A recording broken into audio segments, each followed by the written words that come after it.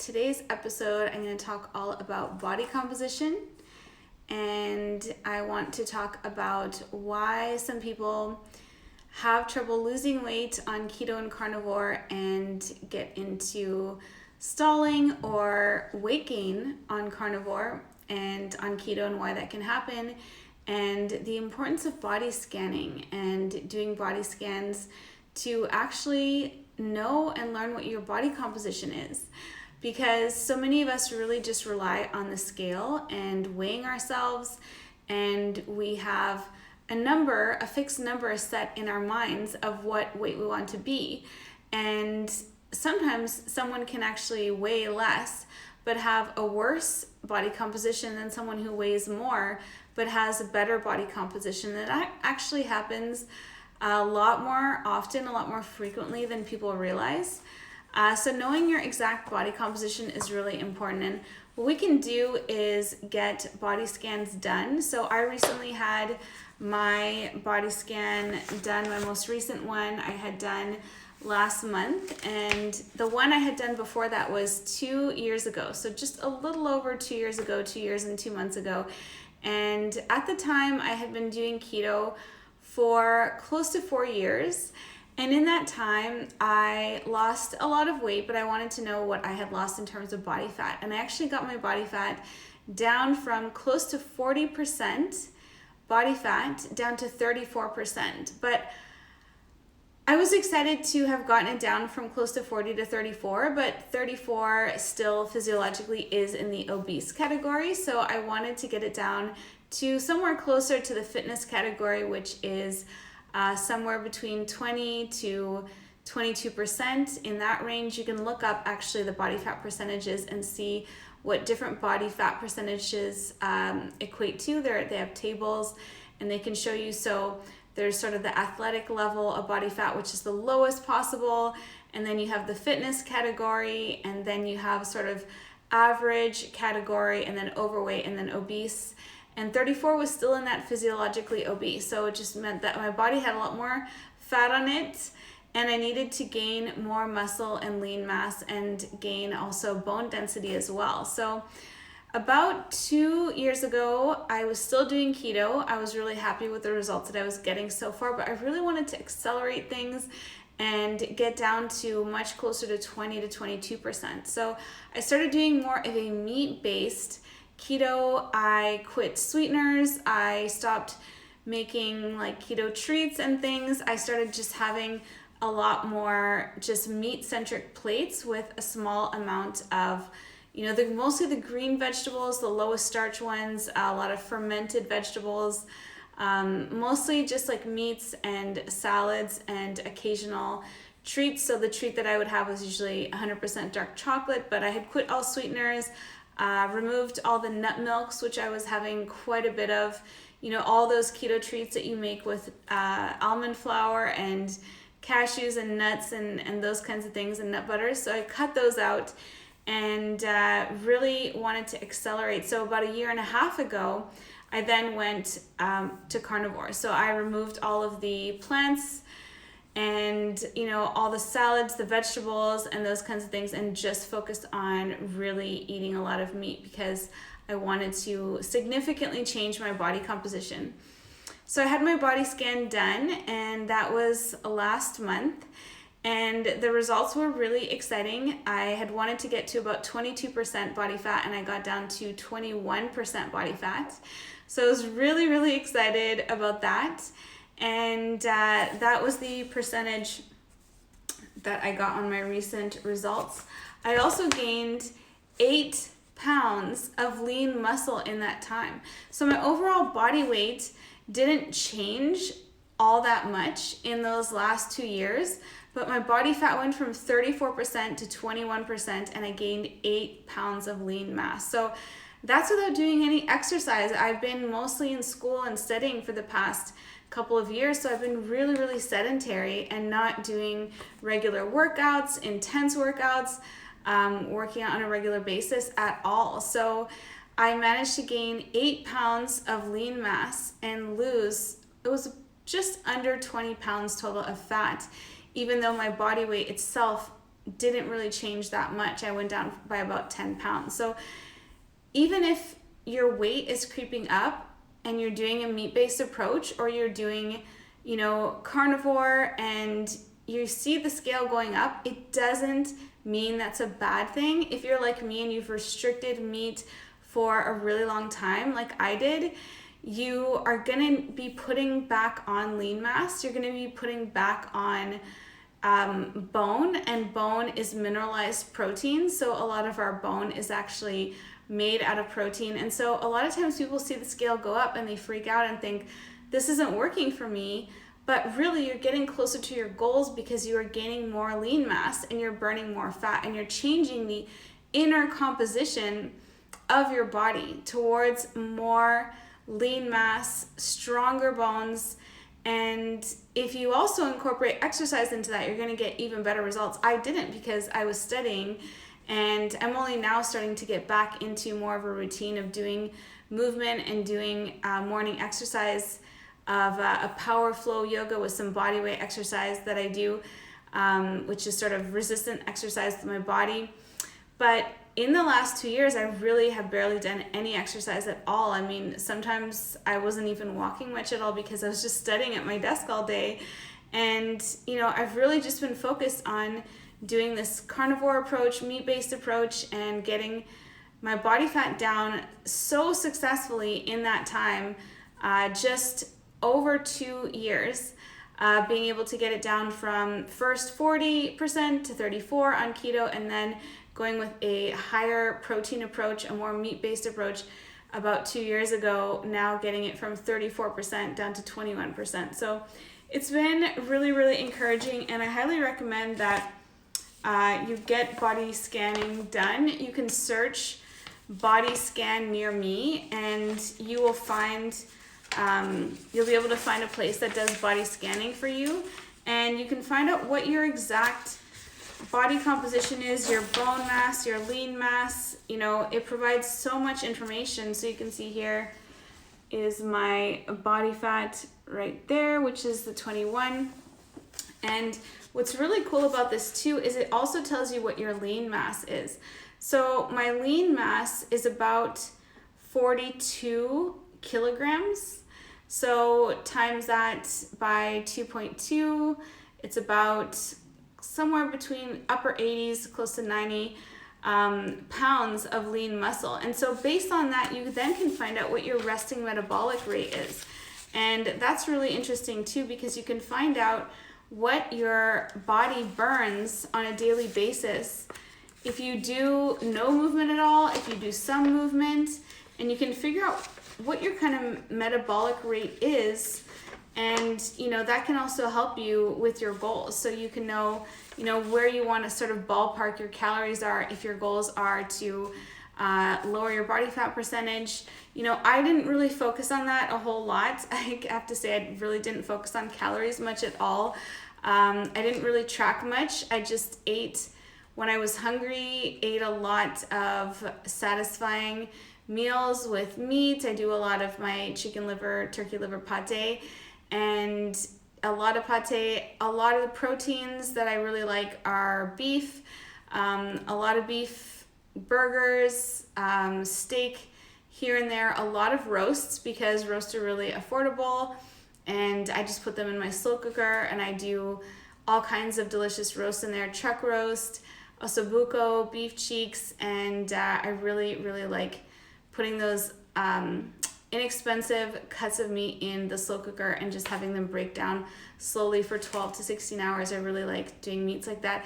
I also love fish, whitefish and bluefish. Bluefish are the fattier kinds of fish, like salmon, and a lot of the leaner fish too. I really like halibut, cod, tuna, sashimi. So really those are probably my two favorite proteins, and turkey as well, and eggs, and just anything from the animal kingdom. I really ate a lot of animal products and really focusing on just getting all that protein in to feel satiated, to feel satiety, that feeling of being full after a meal, but then also not thinking of food for a really long time afterwards because you're so well nourished.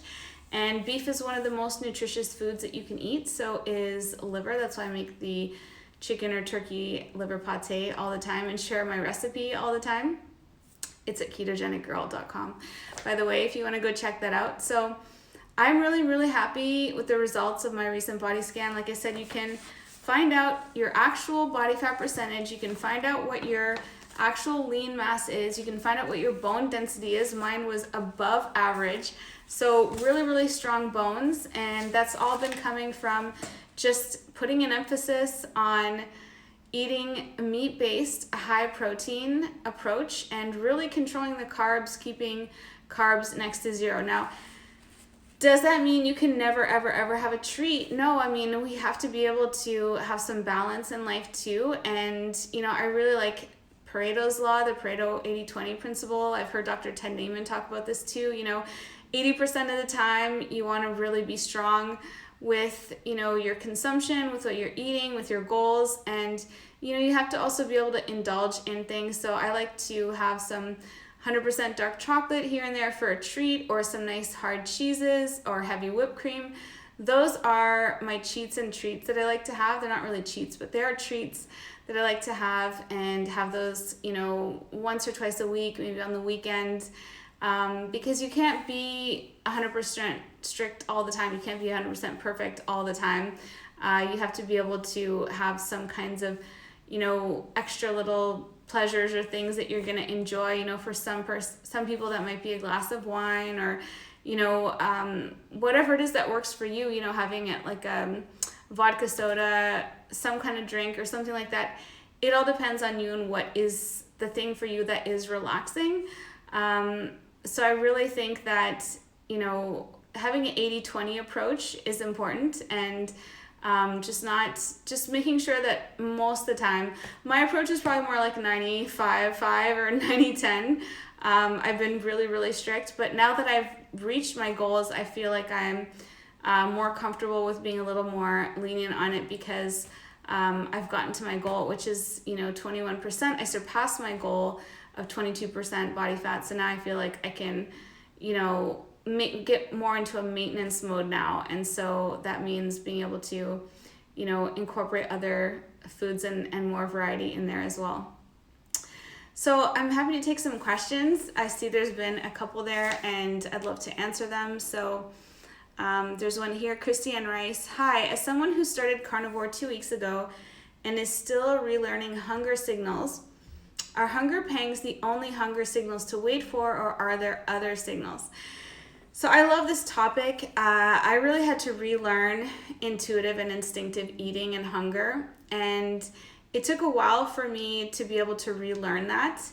And it's difficult because there's 3 different signals that we get for fullness. So one of them is the stomach stretch, and you feel like a physical distension of your abdomen that says like, I am full. And usually, like for myself, when I was vegetarian and vegan, that's what I mostly relied on to know that I was full, because I wasn't actually getting really well nourished for the foods. I was eating just like voluminous bowls and plates of salads and greens and things. So I was relying on volume and stomach stretch to feel full, but I didn't feel full nutritionally.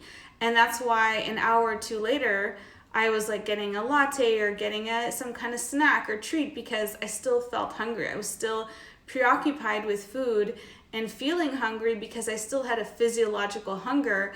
It's just that I was telling myself, no, I'm full because I have this stomach stretch. So that's one of the main indicators that you've eaten enough. But when you go carnivore, you actually realize that you get this different kind of satiety, and it's a sense of being really, really full, and you're no longer interested in having any of the food or meat in front of you.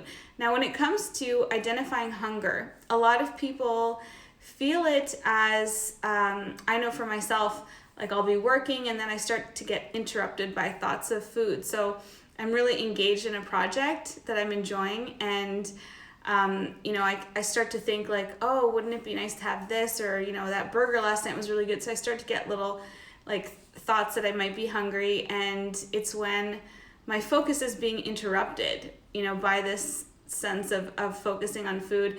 A lot of people say that they can get irritable. That can be a sense, like they get snappy or irritable, can be an indicator that there's hunger. I think if you are in this kind of fasting, intermittent fasting, keto mode, your body's going to be really well nourished a lot of the time because you're feeding it really good food. And I think that the adjustment is you think, well, it's 8 a.m., so I'm supposed to be hungry right now, so I should eat. But then you realize when you check in with yourself, maybe you're not hungry at 8 a.m. and maybe, you give it a little bit longer. Okay, so maybe I'll wait a couple hours more and I'll see. Like, check in with yourself and ask yourself, are you really hungry? And the biggest indicator that I have for me is I choose to eat really, really plain foods.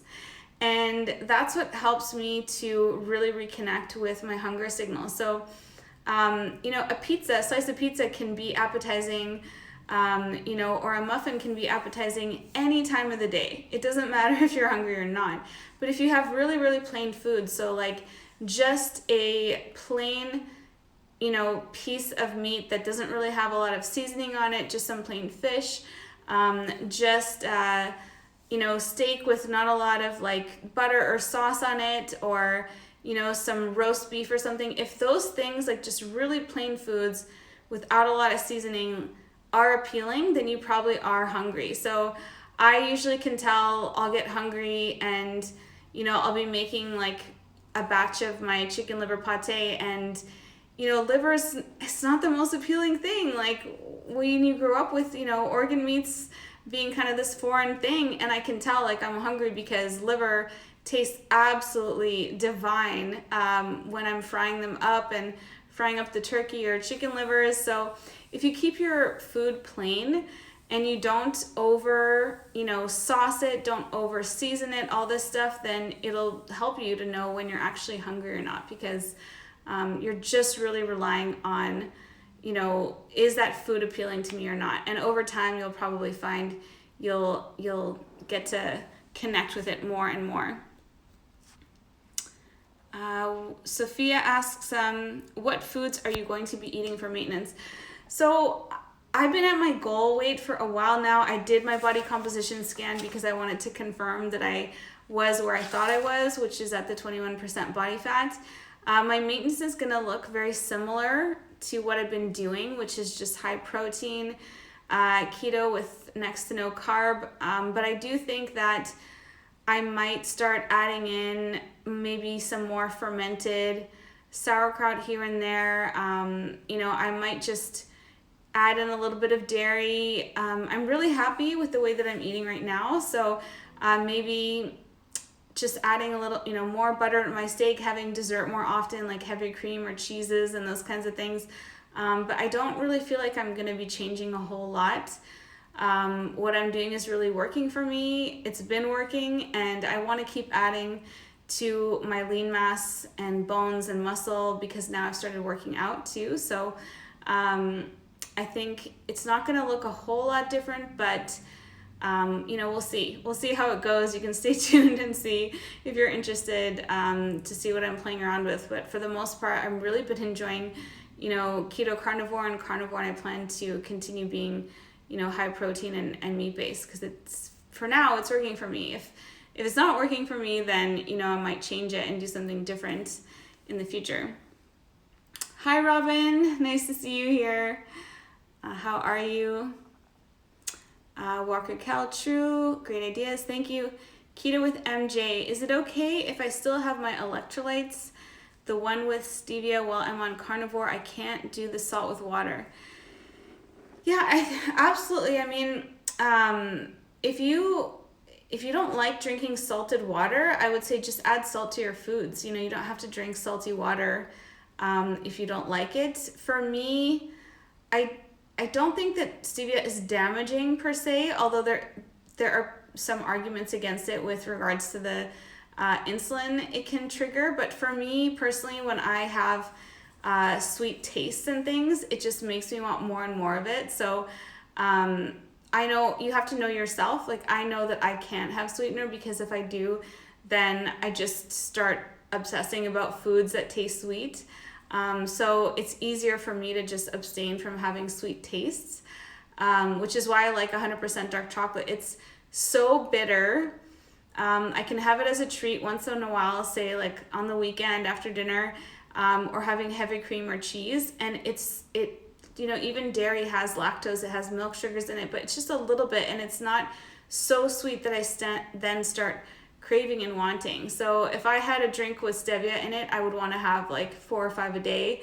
So it's easier for me to just stick to water. But if you don't like salty water, another thing you can do is I have the magnesium citrate calm, and I will put a teaspoon of that in with water and salt if I'm wanting to drink some salt, and it tastes very, very good compared to just plain water and salt. And you can also just take sodium under your tongue. You can put sodium in like little gelatin capsules. I know a couple of women who do that. They put their salt in these little capsules and just swallow it, so you don't have to taste it if you don't like the taste of salt. So there's a few ideas like that.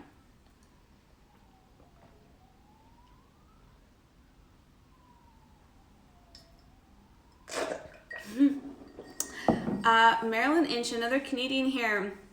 Hello. You're so lucky to be where you live to be able to get such great cuts of beef cheeks, etc. I can't get them here. Yours always look so delicious. Thank you. Yeah, people eat a lot of beef cheeks and a lot of different cuts of meat here. They eat really nose to tail in general. So it's really common to go into any butcher shop and be able to find everything from the animal, from cheeks to tongue to liver to kidneys, sweetbreads. If you like organ meats, they have all those kinds of things in different cuts too. I have seen people able to get pork cheeks in North America more, but if you go to a butcher and you get to know them and you tell them that you like those cuts, they probably can get them for you. So the farmer and butcher that I get our meat from here, they know I love to get beef cheeks and oxtail and ossobuco, so they make sure to stock them because I'm always buying them. All right, Santiago Burrow 81, 2 months on keto. I lost almost 40 pounds and now I feel stuck at the weight I'm at. What can I do to break out of this plateau?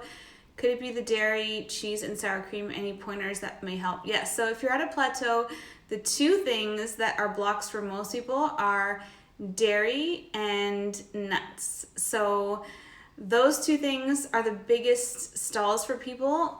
Dairy, because it's a high fat, high carb food, and because it's given to babies to help them grow and fatten up. So a little bit of dairy, is fine. Like I put butter on my steak and that kind of thing, but I cook with some of it as well. But I also use ghee, which has, some of the milk protein removed. And my husband's dairy intolerant, so we just don't eat a lot of dairy for the most part at home. It's really more of a treat or a condiment for me. And if I am in weight loss mode, then I really, really abstain from it. Nuts are similar because they also have a lot of carb and fat in them and they can block weight loss. But the other thing that they can do is they can put the body in an inflamed state. And when the body is inflamed, because it has all these lectins and phytates in it, when the body's inflamed, it locks away iron and ferritin in order to keep you safe. But then your body can then not access iron, which it needs to burn fat and burn energy. So that's why nuts can be really problematic. So if you're in weight loss mode, I would definitely cut out dairy and nuts. Especially the nuts because of the inflammation parts, nuts and nut butters and nut milks. And you'll probably see you'll break out of that plateau really quickly. So, it's always something you can add back in when you're in maintenance mode. Principessa 38, Paul Saladino says he's experimenting with honey. What do you think? I think it's great for anyone to just experiment with different things and see what they like. I'm not a big fan of honey, or fruit or fructose. To me, on a molecular level, they all look the same. Sugar is sugar is sugar is sugar. Doesn't matter what form it's in, whether it's honey or date syrup or agave or, rice syrup or whatever it is. I'm not really a fan of it. And to me, carnivore for me has been so healing because it's free of all those sweet things. So, I think it just depends on where you're at. And if it doesn't cause cravings for you, it's not problematic for you, then, why not have it? But if it does, I personally wouldn't and couldn't have honey or even, just natural sweeteners at this point. I've been so happy to be off of them completely for 3 years that they're just not something I ever think about. I used to think about them all the time. To me, they don't even exist. Like, they're not part of my, they're just not part of my perception of what it is, existence at all. They just don't exist until I see someone like using them or whatever. So for me, it's just really freeing to not, have those kinds of things. So it's up to the person. We all have to try not to judge each other for doing different things, because you have to know yourself. Like, if you can tolerate that, that's great for you. Like, I know myself and I can't, but that doesn't mean I'm judging anyone else for doing that, because that's their choice. And if they're not affected by it, then they're not. If you can have honey in your food and then just go on with life and living, like, that's amazing. I couldn't do that. All right, Marilyn Inch, 5 to 6 weeks carnivore with no real weight loss, but 60 pounds to lose. I'm being patient as I love how I feel, and I know my body must heal first. I really recommend getting body scan composition done. That's what I was talking about today. My weight didn't change that much in the last 2 years, but I lost 20 pounds of fat and I gained 8 pounds of muscle. So my body fat percentage went from 34% to 21%. So if you're going just by the scale, you really want to be going more by body composition and inches. That's how you're going to see that your inner composition is changing from, more high fat to more high muscle, lower fat. And those are things that you can track. You should be able to see by photos too. Progress photos are really helpful, and going by the fit of your clothing. But if you're really, really not, losing weight, there's different things you can tweak. We talked about dairy and nuts, and, there's different approaches to carnivore, being more strict carnivore, just kind of beef and water, there's different levels of that. But I do see that a lot of people do a lot of dairy on carnivore and they don't get results. So if you are doing, like we said, dairy on carnivore, and you're stalled or at a plateau, then you want to always be changing things up and not getting too static, because the body adapts really easily to things. So if you're at a stall and you're static and you're not seeing change, then you change things up and you can see a difference with that. So Cosina, thank you so much for that tip. You're welcome. Thank you for the great reply, Christy and Rice. Hi, Carnivore Keto Edith. Nice to see you here. Nicole Hatch, hi from California. Sophia, I totally agree about the stevia and other sweeteners. I never thought I could survive without sweet taste, but you have inspired me to do so. Thank you. It's been many months since I had sweeteners. That's amazing. I'm so happy for you that you've experienced that, because it is so freeing. I couldn't leave the house before without having stevia with me.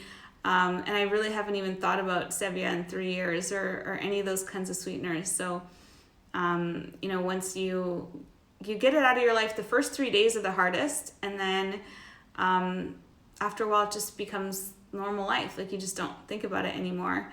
And it's really nice if it's something that, has a grip on you or you don't feel free of. Hi, NY City Gal.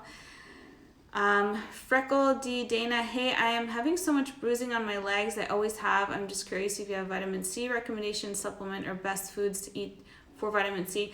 My best recommendation for vitamin C is not having sugar, because glucose and vitamin C compete to enter the cell with those transporters. So if you reduce sugar or fructose, if you're having a lot of fruit, those kinds of things, it competes for vitamin C.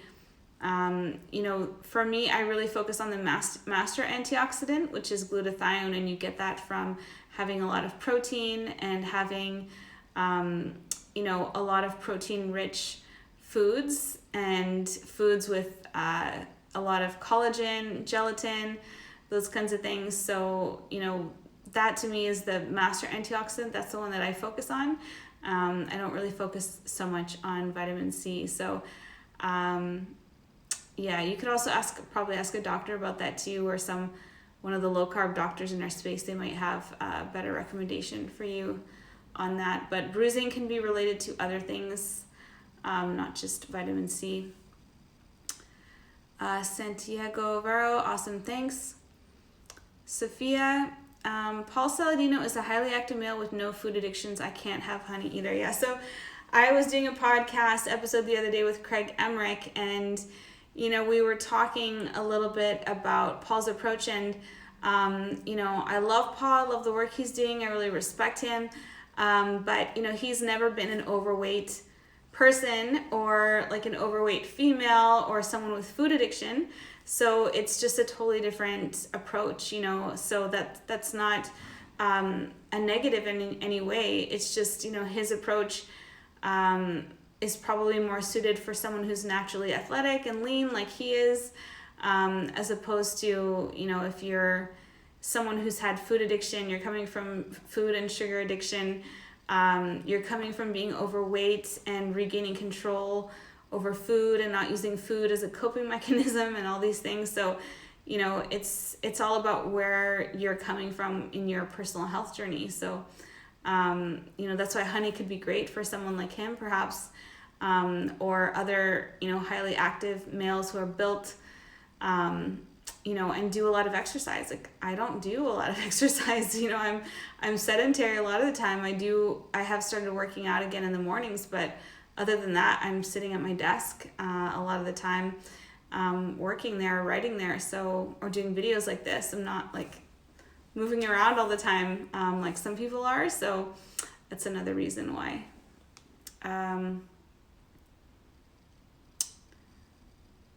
I didn't do any dairy for the first month. Thanks for the advice. You're welcome. Hello, Rob from the UK. Hi. Tin Man. Jenny, eating carnivore for 6 months, but still do overeat a lot and now gaining weight. How to stop? Well, the topic of this live is really body composition, so I wouldn't worry about gaining weight because you're most likely gaining protein. If you're doing carnivore, you're most likely gaining muscle mass and bone density. So if you want to do a body scan like I did, you can assess what your actual body weight is, your actual body fat and lean mass are, and bone mass. So it's not really a concern if you are gaining weight on carnivore because you're probably just gaining muscle. But I wouldn't worry so much about that and about the scale. Really focus more on inches, on measurements, on the way your clothing fits, and that kind of thing. But if you are doing carnivore, you're probably eating no carbs at all. So it's normal at the beginning to have a larger appetite. A lot of carnivores have said that, they eat like 3 to 4 pounds of meat sometimes at the beginning, and then it goes down to about half that over time. So sometimes the appetite is higher at the beginning because of, restricting protein or fat in the past. But there's different things you can do, to tweak that. I think I was talking earlier about eliminating nuts and dairy to help stall, but in terms of appetite, there are other things you can do too. I'm sure if you are eating carnivore, you're probably doing a lot of intermittent fasting. Doing short intermittent fasts can sometimes help with bringing down insulin and balancing our hormones that way. But I wouldn't be so concerned, but if you are really concerned, I really recommend getting a body scan done to figure out what your body composition is and really just focus on gaining muscle and burning fat, because that's ultimately what we want. It's not just to lose weight, but to lose fat and gain muscle and bone density. Hi, Natalia from Atlanta. Britt thumbs up. Meet me in Florida. Any thoughts on seasoning beyond salt? I've heard so many mixed messages. You really have to just decide for yourself. Like, I don't go by any rules. You know, you have to be able to decide for yourself and test different things. So, like, I still use seasoning. I try to avoid using paprika and pepper and a lot of spices because paprika is made from peppers and it can have nightshades in it. It sometimes gives me back pain. You know, you can tweak different things and see, like, I use garlic powder and onion powder and truffle salt in my turkey and chicken liver pate. I use salt and pepper when I'm seasoning steak, and I usually have mustard. Sometimes I'll add some herbs. I'll make a chimichurri sauce like once every month or two. I really love mustard. Like, those kinds of things, you know, none of them have sugar in them. You know, they're really, really trace carbs, those kinds of things. But some people are more sensitive to things like pepper because they're a seed. You know, if you are having health issues, if you're having pain, if you're having inflammation, you can try to remove those things, you know, and see if you feel better without them. But, you know, don't get wrapped up in the dogma of what carnivore is. Like, being a carnivore means you eat meat. So don't try to don't box yourself in with different rules of what makes you a carnivore, what doesn't, especially when it comes to spices and seasonings and different messages. It doesn't matter what anyone else is doing. Just do what you like and what you enjoy, what makes food, you know, tasty and delicious and satisfying to you. You know, if you like those spices, have them, and just, you know, decide for yourself what's going to be best for you. So hope that helps answer that question. All right, guys, I've been on here for quite a while, so I'm going to head off now, but thank you all for joining me on this live all about body composition. I really, really highly recommend you get body composition scanning done, and you can look, you can Google DEXA body scan near me, and you can find out what, you can find a local place that will do body scan composition for you, and it's great to know just what you're made of, what's inside of you. Is it mostly fat or muscle or bone, and you know how strong your bones are, you know how much lean mass you have. You know, I was able to go from initially 40 to 34 down to 21 body fat percentage and have 8 pounds more lean mass, have better bone density, higher than average bone density from eating a high protein meat-based approach. And I find it really satisfying and really nutritious, and really been enjoying it so far, and I've gotten great results. So I highly recommend not to go by the scale, go by body composition, learn what you're made of, and get that scanning done if you can every couple of years to just really help you to see the results that you're getting, and don't worry so much about what you see on the scale. So thank you guys all for joining me, and I'll catch you guys on the next live. Have a great rest of your week. Bye for now.